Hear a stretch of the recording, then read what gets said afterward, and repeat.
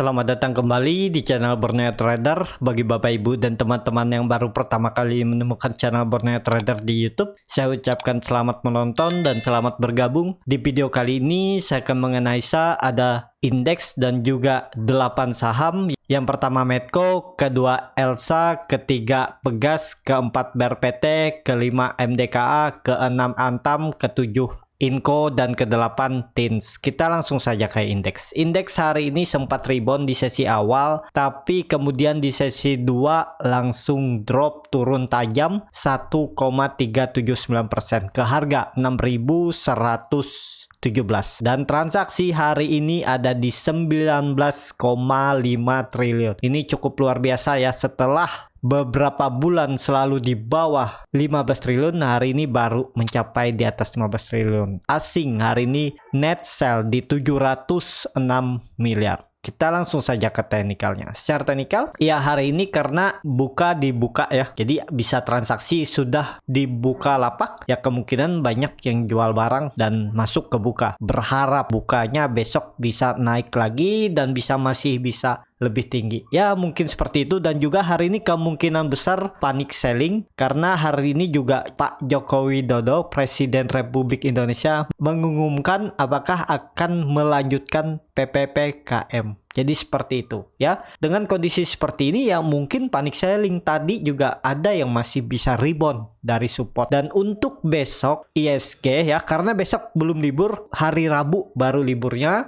ya ada potensi masih ISG uji support dulu. Ini kan dia di trend line-nya ini. Nah mungkin dia akan uji trend line-nya ini di 6.100. Kalau itu harusnya ada pantulan ya, karena ISG ini kan baru breakout, dan kemungkinan seperti yang saya bilang, kalau dia gagal breakout 6.220, ISG akan bergerak sideways di range harga supportnya 6.120 sampai 6.130 dan resistennya 6.220. Ya harusnya ini ada potensi rebound lah. Seminggu ke depan juga ya ada peluang untuk ISG kembali uji resist 6.220 sampai 6.230. Jadi seperti itu untuk ISG. Tapi tetap Bapak Ibu jangan cuma berfokus pada ISG-nya, fokus ke sahamnya yang sudah breakout resisten, ya bisa pasang trailing stop. Jangan sampai seperti hari ini juga kan, saham-saham sempat naik tinggi rally tapi kemudian panic selling dan drop lagi harganya. Yang harusnya profit tadi bisa kembali malah minus. Jadi seperti itu. Untuk ISG besok bagaimana peluangnya? Kemungkinan uji support, tapi ya bisa aja di jam market nanti dia rebound, mantul lagi ke atas. Jadi masih aman ISG ya, selama di atas 6.100 dan di atas trend line uptrendnya ini. Kita langsung saja ke saham pertama. Ada Medco yang hari ini ditutup terkoreksi 2,04% ke harga 478. Kalau dilihat transaksi asing, net sell ya. Kalau dilihat dari broker samarinya, Medco didistribusi. Kita langsung saja ke teknikalnya. Secara teknikal, ya Medco ini sudah terkonfirmasi double top. Jadi penurunannya sesuai teori, kemungkinan besar dari neckline ya bisa sampai 330 360. Ya harusnya di 340 atau di 440 ini dulu lah. 440 ini kemungkinan ada pantulan. Kalau dia mampu kompim ya bisa rally naik ke atas 550 uji. Tapi kalau dia gagal bertahan, dia ke 400 lagi ya.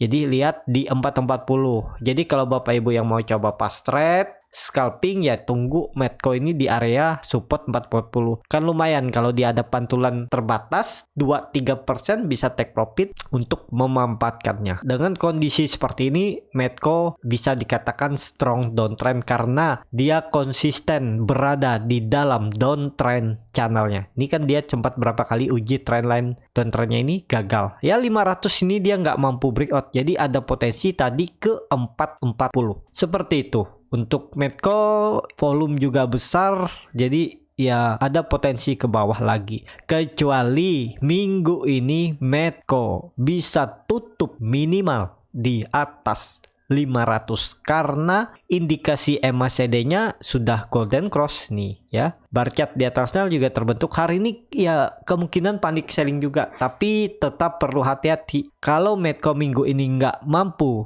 tutup di atas 500, arahnya 440 dan bisa ke 3.400. Kalau sesuai teori neckline double topnya ya arahnya bisa sampai 3.40. Jadi seperti itu.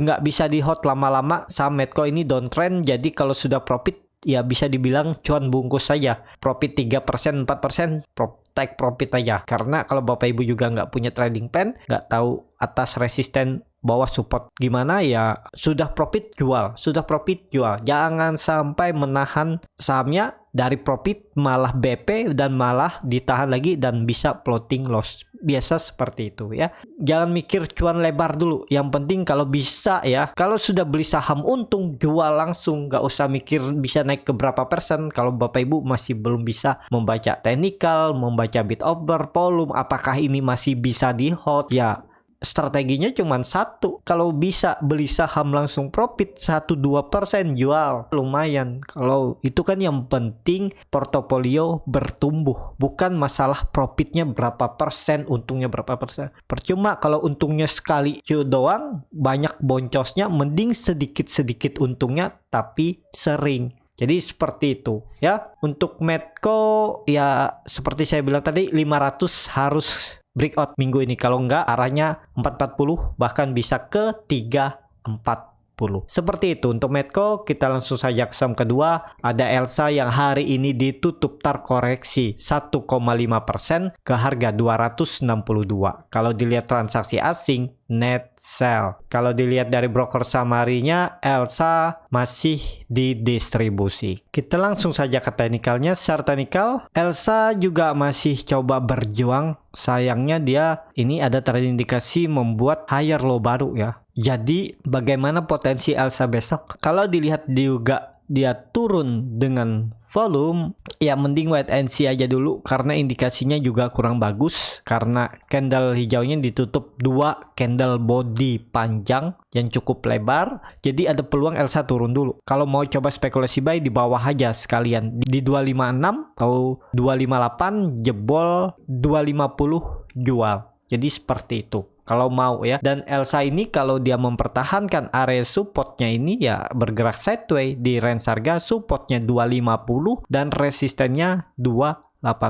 Cukup bagus juga nih. 10% ada nih dari support ya. Support 250, anggap beli di 252 sampai atas nih. 8-9% dapat lah, tapi belinya dekat-dekat support aja. Jadi seperti itu, sabar, tunggu. Karena kalau beli di harga sekarang ini jauh dari support. Walaupun kalau dia rebound ada potensi dapat profit lebih duluan, tapi kalau skenario-nya dia turun dulu, nih resikonya 6% cut loss, target profit 6%. Kalau Bapak Ibu mau risk reward seperti itu juga boleh, nggak masalah. Bisa profit bisa. Jadi seperti itu. Kalau mau nawar lebih bawah ya coba di 258, 256. Cut loss kalau turun dari 250 dan target profitnya cukup lebar. Jadi seperti itu ya. Mana yang cocok aja dan dicoba terus. Namanya trading itu harus mencoba. Dan kalau Bapak Ibu nggak berani dengan modal besar, takut ruginya besar, coba modal kecil. Yang penting bagaimana cara untuk mendapatkan sistem trading yang sesuai dengan profil resiko masing-masing dan juga keikhlasan dalam cut loss. Kenapa harus cut loss? Ya trading harus cut loss untuk meminimalisir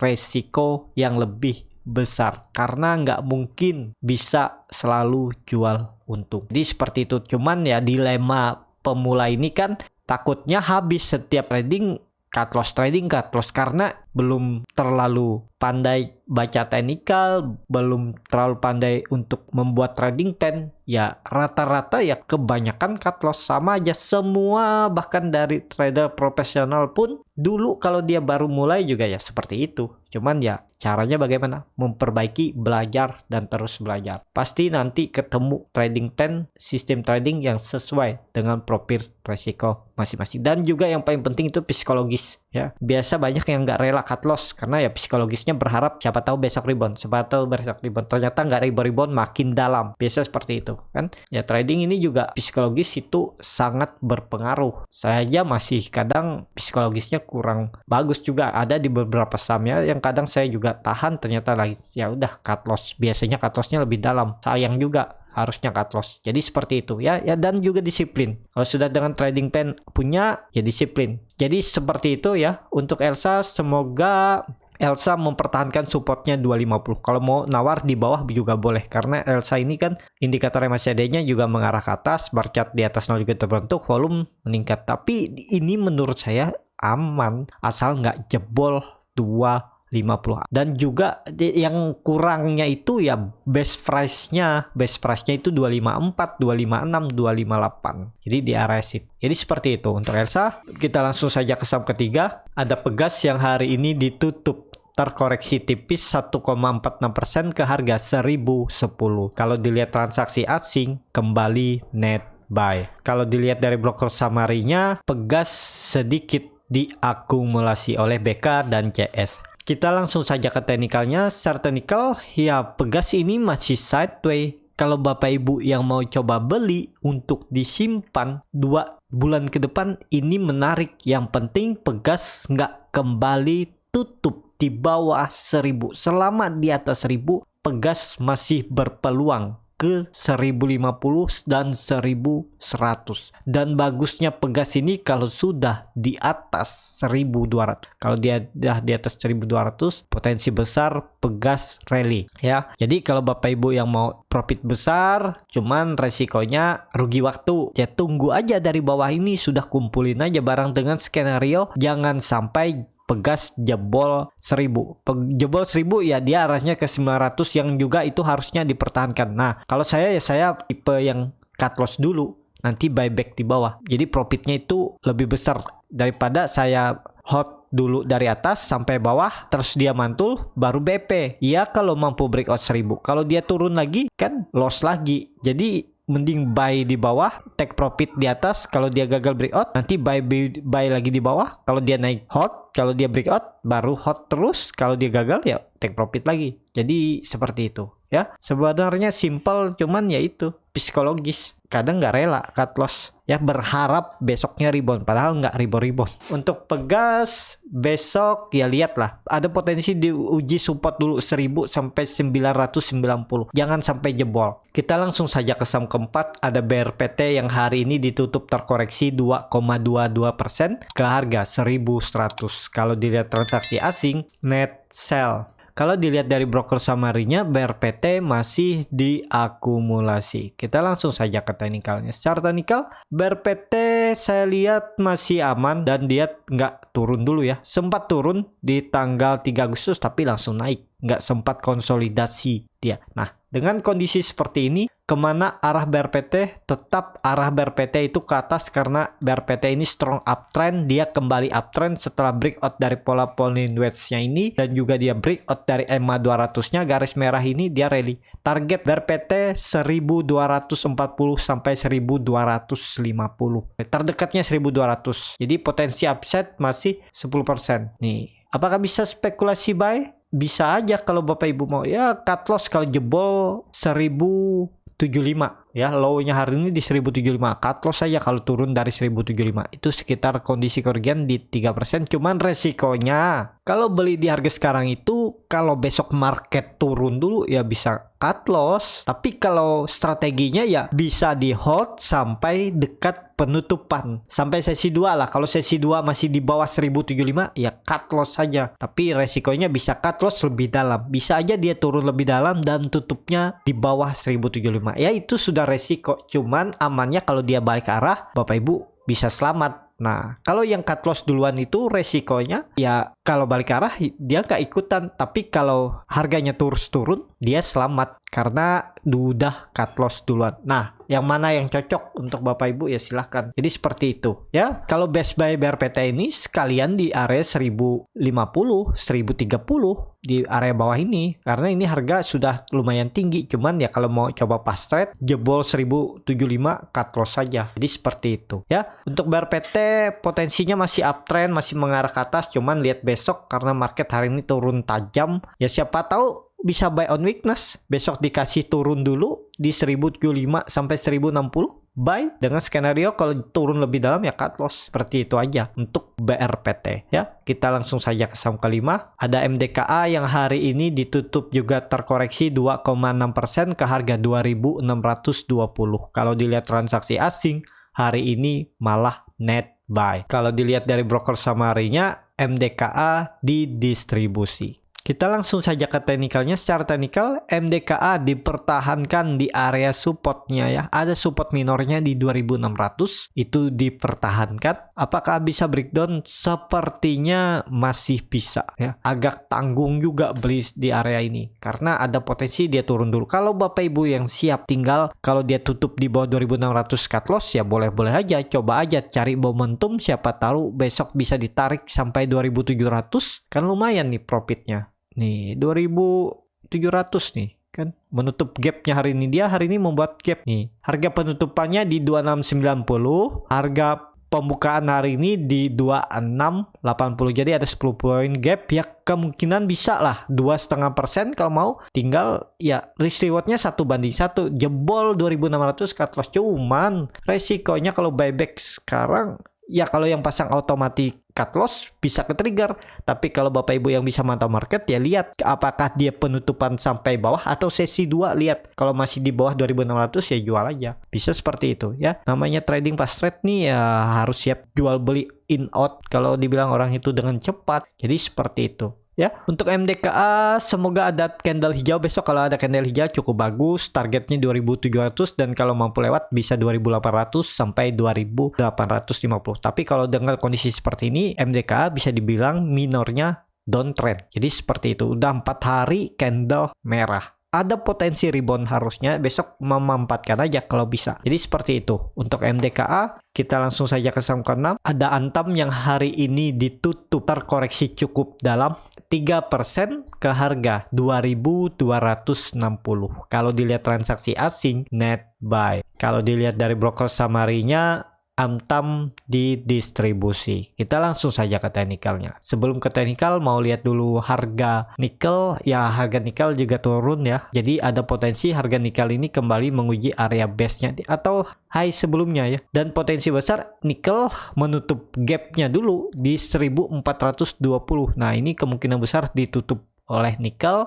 Ya dengan kondisi seperti ini Antam juga potensinya ke bawah dulu. Nah, kalau mau coba spekulasi buy ya coba dekat-dekat support 2250 ke bawah ya sampai 2200 dan jebol 2200 cut loss. Dengan kondisi seperti ini ya harusnya ada pantulan di 2200. Nah, nawar aja. Kalau dapat Antam di 2200, 2230 spekulasi buy, dan kalau tutup di bawah 2200 jual dulu. Jadi seperti itu. Untuk Antam ini ya kalau dilihat nih bisa double top juga ya. Tapi juga Antam ini konsolidasi di range harga yang cukup lebar, supportnya 2200 dan resistennya 2680. Ini menarik juga nih untuk Antam, beli dekat support, jual dekat resistennya aja 2400, 8% cut lossnya. Nih cut loss tipis 3% ya. Risk rewardnya 1:2. Ini menarik, cuman belinya dekat-dekat support. Siapa tahu besok dikasih ke 2230, coba aja spekulasi buy. Tapi tergantung lagi masing-masing ya, karena sentimennya Antam juga belum ada. Ya harap sabar kalau belum ada market yang melirik. Jadi seperti itu. Untuk Antam indikator MACD juga masih mengarah ke bawah, membentuk dead cross dan garis biru sudah melewati perbatasan garis 0. Antam koreksi 7 hari juga dengan volume ya, bukan volume kecil, volume besar juga nih, lumayan volumenya stabil dari volume sebelum-sebelumnya. Jadi seperti itu. Untuk Antam kita langsung saja ke saham ke-6. Ada Inco yang hari ini ditutup terkoreksi 0,4% ke harga 4.940. Kalau dilihat transaksi asing hari ini net buy. Kalau dilihat dari broker summary-nya, Inco di distribusi. Kita langsung saja ke teknikalnya. Secara teknikal, Inco mantul dari supportnya 4.800. Low-nya hari ini 4820. Dengan kondisi seperti ini, ya harusnya ada potensi masih rebound karena ini volumenya meningkat. Ini belum tahu nih, volume meningkat ini gara-gara tarikan dari bawah atau memang guyuran. Tapi harusnya memang Inco itu mempertahankan supportnya 4.800. Apakah bisa spekulasi buy untuk Inco? Ya kalau Bapak Ibu mau coba spekulasi buy, coba aja beli dari 4.940 sampai ke bawah ke 4.870 ya. Cut loss kalau jebol 4.800 dan target profitnya terdekat 5.200 kalau mampu lewat. ke 5.570. Nih 13%. Risk rewardnya juga menarik nih. Inco tinggal buy on weakness. Kalau besok dikasih koreksi sedikit lagi, bisa buy di bawah dan cut loss saja kalau jebol 4.800. Dan target profit terdekat 5.200 dan 5.570 ya.